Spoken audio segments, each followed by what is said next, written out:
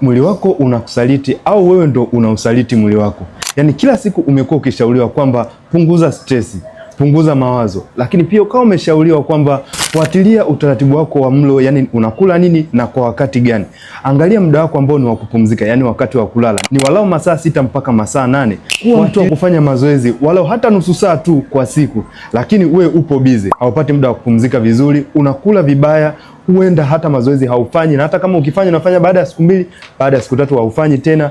Na hii kila siku unalalamika kwamba unapitia changamoto za kihormoni, unakosa hisia za tendo, unakosa ule ute wa uzazi, unakosa ule uwezo wako wa kubeba ujauzito kama ilivyokuwa zamani. Ukweli ni kwamba kama utaweza kubadilisha lifestyle yako kwa kubadilisha haya mambo ambayo niliyokutajia, basi hata kama ni kufanikiwa kubeba ujauzito utafanikiwa vizuri kabisa. Hata kama ni homoni zako zinapitia shida, huenda upati hedhi vizuri, una changamoto nyingine ndogo ndogo unazopitia, utafanikiwa kuwa sawa na kwenda kuondokana nazo moja kwa moja. Na ndio maana napenda kusema kwamba nipo na wewe katika safari ya kuitwa mama. By the way, nimekuwa nikiwasaidia wanawake wanaopitia changamoto hizi za uzazi kuondokana nazo kuanzia kwenye chanzo cha tatizo, na hata kama ni kufanikiwa kubeba ujauzito wakafanikiwa.